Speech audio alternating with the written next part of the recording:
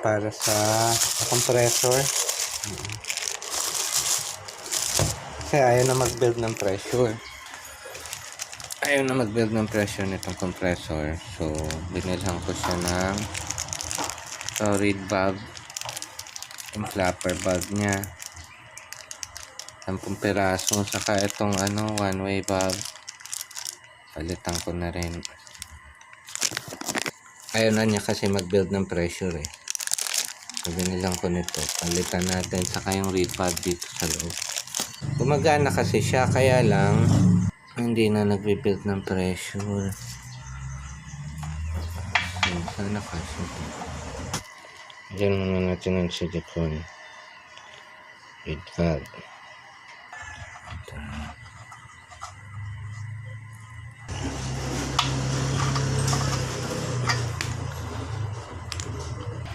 Yan, kabit na natin. Para lang silyado yung hangin niya.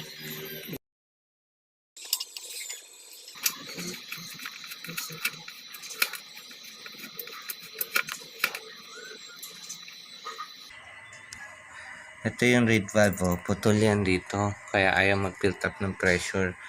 Minsan, or hanggang 30 lang ayaw na umangat. Dahil dito yun, putol na reed valve. Ito, papalitan natin.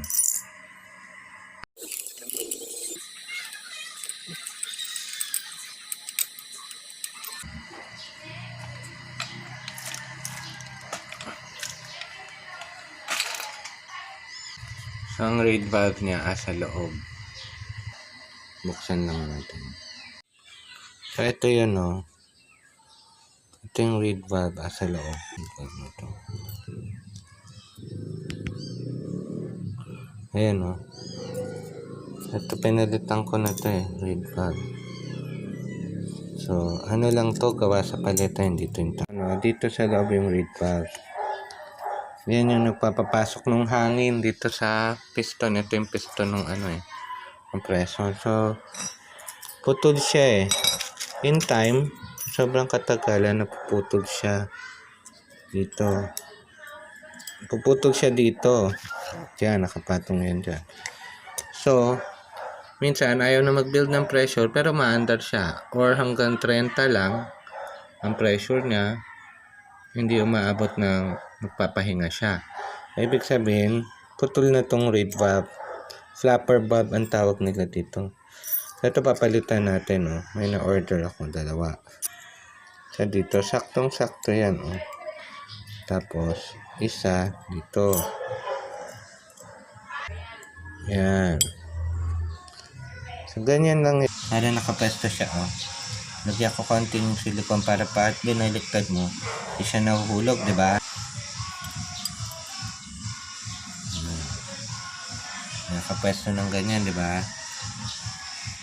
Yan. Pabalik na natin siya.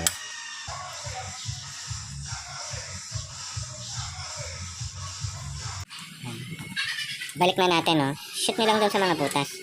Yung screw. Yan. Nahigpitan na natin. Kabit ko na yung reed valve sa loob. Nahigpitan na natin. Ito, naikabit na natin pareho. So, papatuyin lang natin konti. Testing natin mamaya. Testing natin, ha.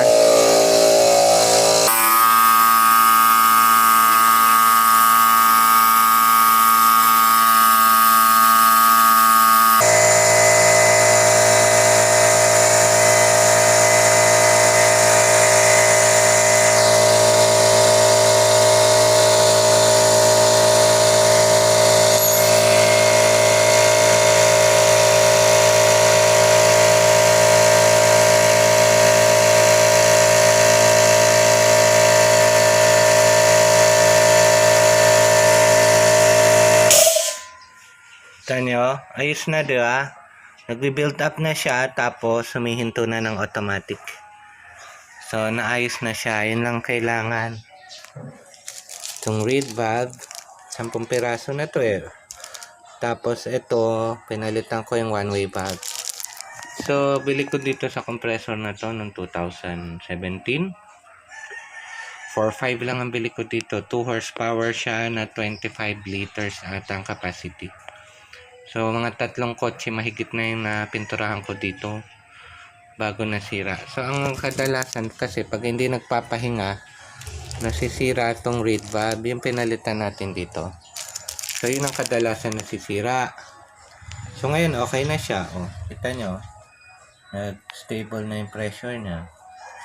So, gamitin ko yung hangin na. Pagbaba niyan, gagana ulit yan.